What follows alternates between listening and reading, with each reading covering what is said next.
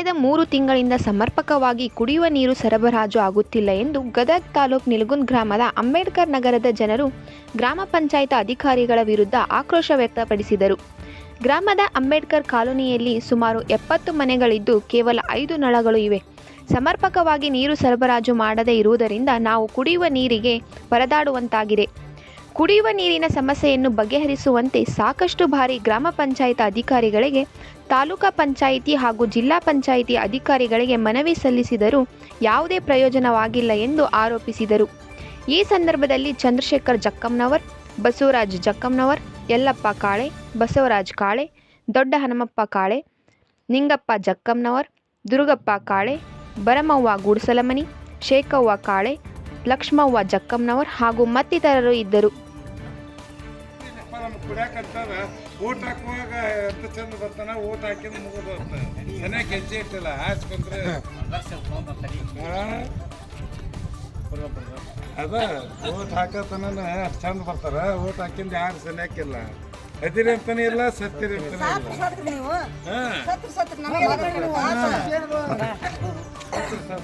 ಆರೆ ಬಿಟ್ಟು ನೀರಿನಿಲ್ಲ.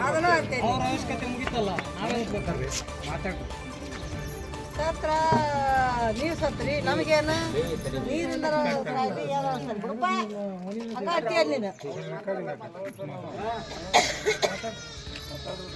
ಕಿಚಿರಿ ಗ್ರಾಮ ಪಂಚಾಯತಿಗೆ ಒಳಪಟ್ಟ ನಿಲಗುಂದ ಗ್ರಾಮದ ಇಸಿ ಕಾಲನಿಯಾದಂಥ ಅಂಬೇಡ್ಕರ್ ಓಣಿ, ಚಿಲವಾದಿ ಓಣಿಯ ಗುರು ಹಿರಿಯರು ಹಾಗೂ ಯುವಕರು, ಅಕ್ಕ ತಂಗಿಯರು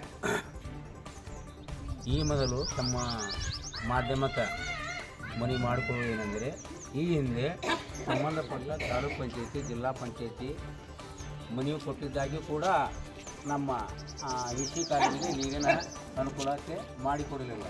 ನಂತರ ಸಂಬಂಧಪಟ್ಟ ಆರೋಗ್ಯ ಠಾಣೆ ಮುಳುಗುಂದ ಠಾಣೆಗೂ ನಮ್ಮ ಯುವಕರನ್ನ ಗುರು ಹಿರಿಯರನ್ನ ಕರ್ಕೊಂಡು ಹೋಗಿ ನಾವು ಮನವಿ ಸಲ್ಲಿಸಿದಾಗಿಯೂ ಕೂಡ ಇದುವರೆಗೂ ನಮ್ಮ ಇಸಿ ಕಾಲನಿಗೆ ನೀರಿನ ಅನುಕೂಲತೆ ದೊರಕಿಸಿಕೊಟ್ಟಿಲ್ಲ. ಹಾಗಾಗಿ ಅವರು ಮೇಲಾಧಿಕಾರಿಗಳು ಕೂಡಲೇ ನಿಲಗುಂದ ಗ್ರಾಮದಿಂದ ದೂರ ಇರತಕ್ಕಂಥ ಎಸಿ ಕಾಲನಿಯಾದ ಅಂಬೇಡ್ಕರ್ ಚಿಲವಾದಿ ಓಣಿಗೆ ಕೂಡಲೇ ನೀರಿನ ಅನುಕೂಲತೆ ಮಾಡಿಕೊಟ್ಟು ನಮ್ಮ ಬೇಡಿಕೆಯನ್ನು ಈಡೇರಿಸಿಕೊಡಬೇಕಾಗಿದೆ.